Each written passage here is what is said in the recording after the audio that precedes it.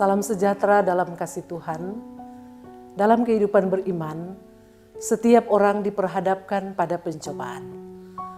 Hal itu bisa berbentuk penderitaan, kesakitan, kesulitan, dan sebagainya. Realitas ini dialami siapapun, tidak pandang bulu.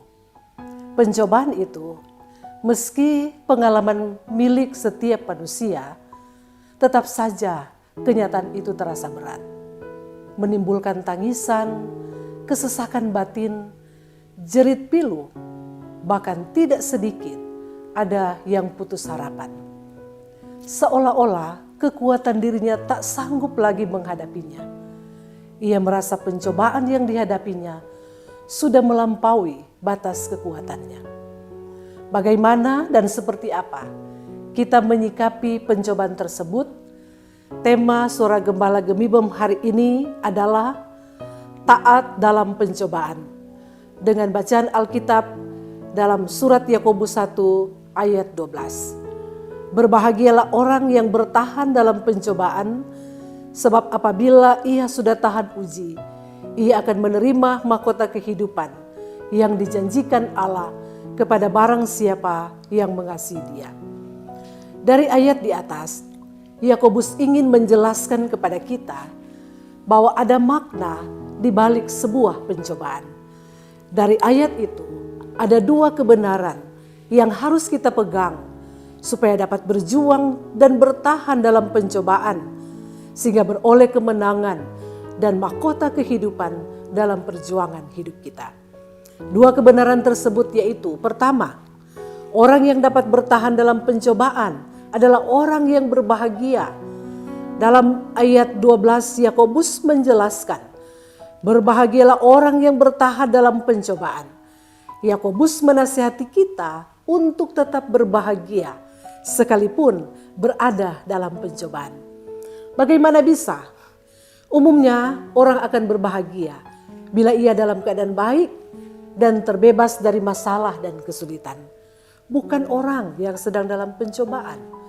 Saat dalam pencobaan kita berpikir bahwa Tuhan telah meninggalkan kita dan tidak lagi mempedulikan kita. Padahal bila kita mau merenung sejenak, ada hikmah di balik pencobaan, yaitu Tuhan sedang menuntun kita untuk semakin mendekat kepadanya dan mengajar kita untuk mengerti kehendaknya.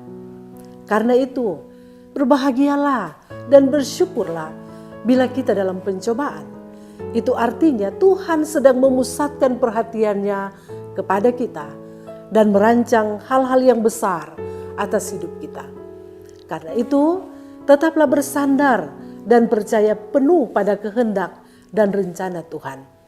Karena kehendak dan rencananya tidak pernah gagal dan selalu yang terbaik untuk hidup kita. Melalui pencobaan, Tuhan sedang membersihkan kita seperti ranting-ranting supaya dapat berbuah lebih lebat lagi. Yang kedua, orang yang tahan uji akan menerima mahkota dari Tuhan. Dalam Yakobus 1 ayat 12b dijelaskan, sebab apabila ia sudah tahan uji, ia akan menerima mahkota kehidupan yang dijanjikan Allah kepada barang siapa yang mengasihi Dia. Dari ayat di atas, kita dituntut untuk tahan uji terhadap setiap pencobaan. Apa maksud tahan uji? Salah satu tokoh yang dapat dijadikan teladan sebagai tokoh yang tahan uji adalah Ayub. Bagaimana Ayub menghadapi ujian yang begitu luar biasa dalam hidupnya. Kekayaannya habis, anak-anaknya mati, istri meninggalkan dia, dan Ayub menderita sakit parah.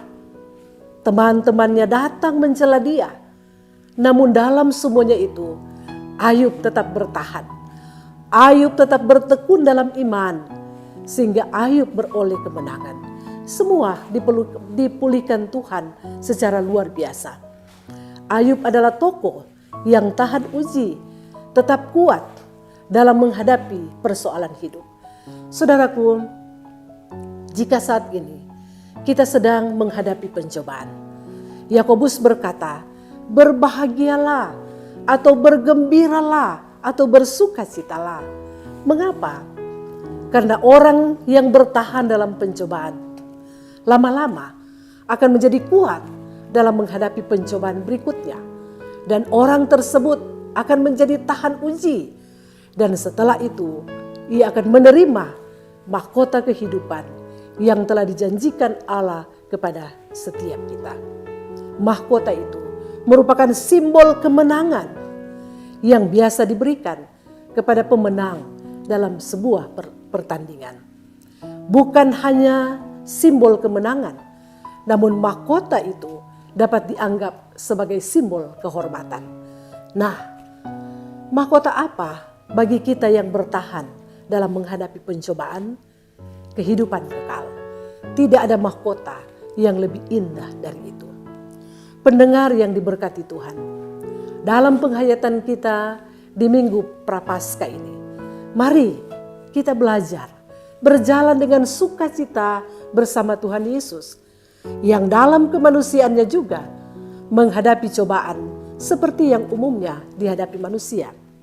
Ia tetap taat dan setia kepada Allah sampai akhir, sekalipun harus melalui pencobaan. Lewat teladan Yesus itu pula kita berproses memperjuangkan ketaatan dalam diri kita pada segala situasi kehidupan. Hal yang perlu kita ingat ketika menghadapi pencobaan hidup adalah bahwa Tuhan tidak pernah merancangkan kecelakaan, melainkan rancangan damai sejahtera. Hal ini berarti setiap pencobaan dan penderitaan bukanlah tujuan akhir. Sebab tujuan akhir dari pencobaan itu adalah kesempurnaan dan keutuhan hidup yang disebut sebagai buah yang matang. Firman Tuhan harus menjadi kekuatan dan landasan kita ketika menghadapi pencobaan.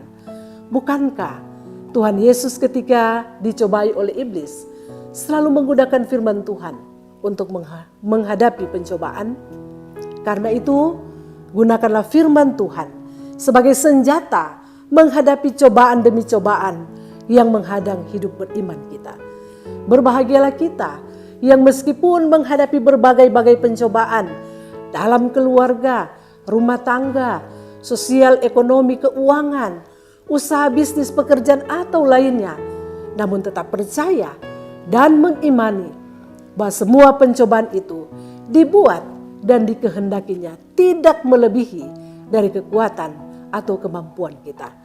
Karena Dia memberi kita solusi yang tepat pada waktunya, serta memberi upah yang besar bagi semua orang yang percaya kepadanya di kerajaan sorga. Mari saudaraku, bertahanlah dalam iman.